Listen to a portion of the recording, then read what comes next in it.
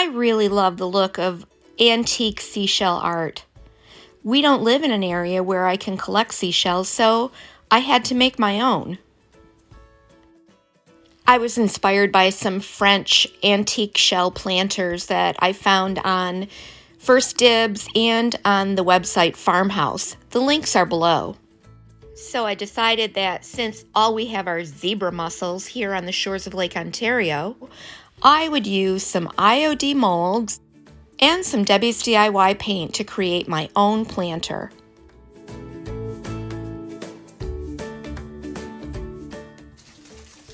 I tried to find every mold that I could that had some seashell-ish kind of shape to it.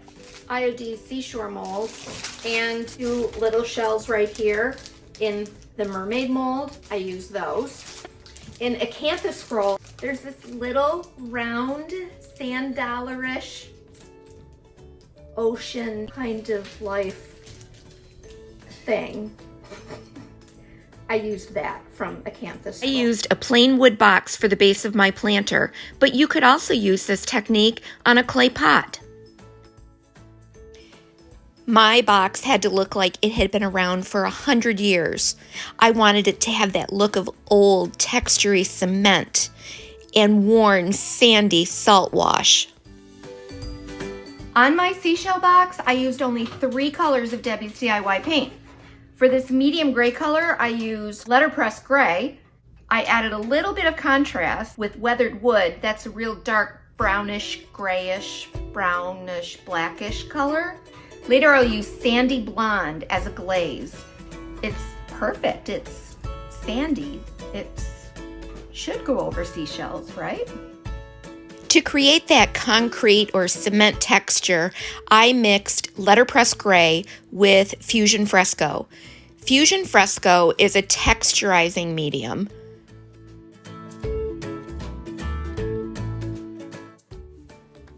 I want to mix it until it's nice and chunky. It needs to be thick. I want to mix it so it's kind of like brownie batter. You know how on the brownie batter box, it tells you just to mix it until there are still lumps that remain?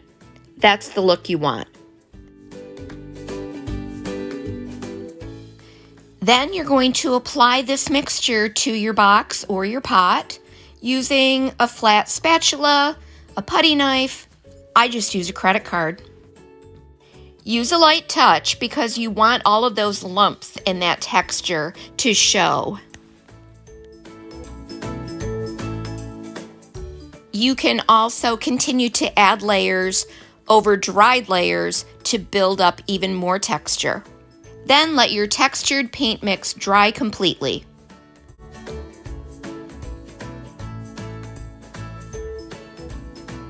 I grew up on the shores of Lake Ontario.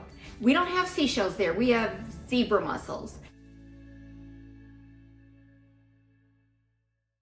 I always had this fascination with seashells. I can remember those first trips that we took as a family to Florida, seeing the Gulf of Mexico, the Atlantic Ocean for the first time, and I was fascinated with those seashells. I gathered, I collected, and I put them in a bag and I threw them in my suitcase. We drove for 2 days from Florida to New York State in a station wagon. There was no AC in our vehicles then. Well, needless to say, when I got home and I opened that suitcase, I like to prepare all of my molds ahead of time and allow them to dry. IOD air dry clay is so easy to use. You just wad up a little ball of it, press it into the mold. I use my thumbs to remove any excess, and then take a flat surface like a putty knife or my handy credit card and use the micro rim to guide along and create a flat edge on the back of your mold. It can also help to dust the inside of the mold with cornstarch before you put the clay in. It'll help those molds pop right out. When you decide on a pattern, you can start gluing all of your seashells in place. I use Tite Bond Quick and Thick. It's my favorite glue to use for gluing IOD molds onto any surface.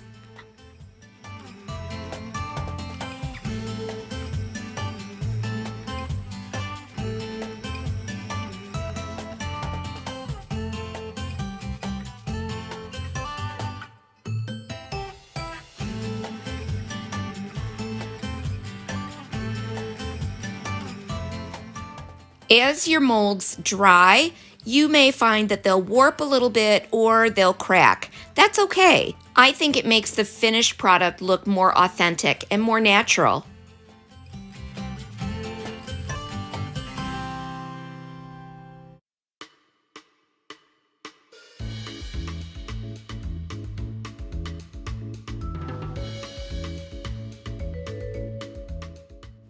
In order to add some other texture and some different shapes, I rolled air dry clay into little tubes.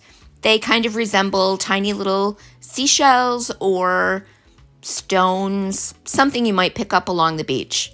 And then I glued those into place.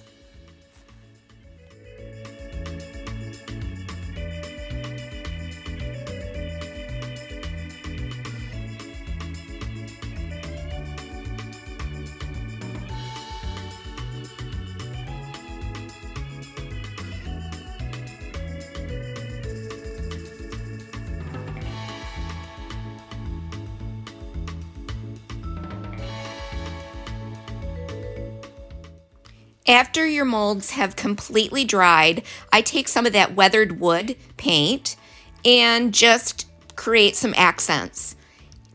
I just brush it here and there. I don't want a perfectly painted look. Remember, we want old, antique, and weathered.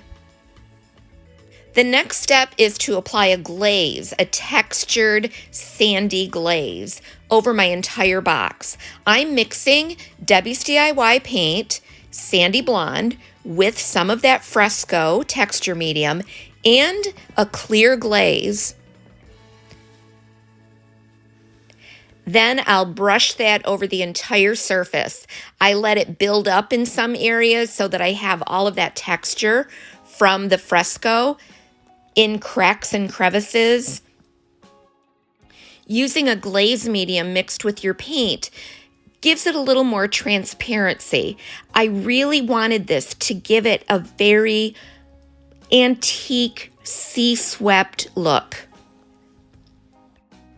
Because I'm using this mixture like a glaze, I want to remove any excess from the higher surfaces of the molds and allow the rest of the glaze to kind of sink down in between each of the molds. I wipe it away with a damp paper towel and repeat the process with clean paper towels until I get the look that I want.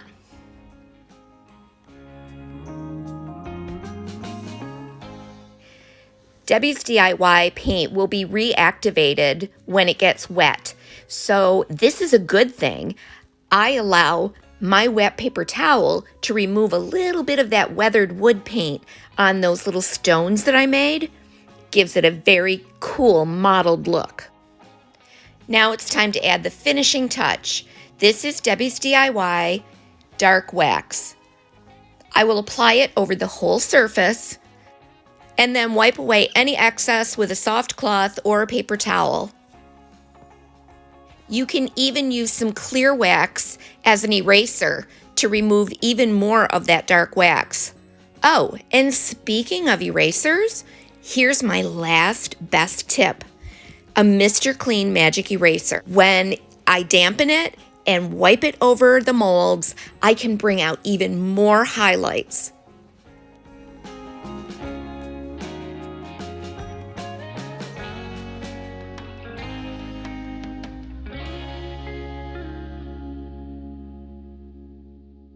A final application of white wax gives your piece that salt-washed, hazy, dried sea salt beach appearance.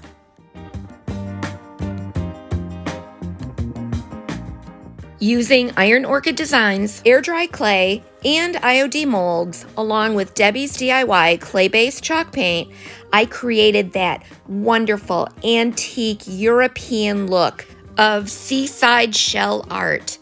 And it fits in perfectly with my cottage decor. In the description box below, you'll find all of the links for the products that I used. You can also visit us at our brick and mortar shop in Medina, New York, or at lnjgoods.com. If you like the projects that you see here, we'd love it if you'd leave a comment, like a post, or subscribe to our channel here at L&J Goods.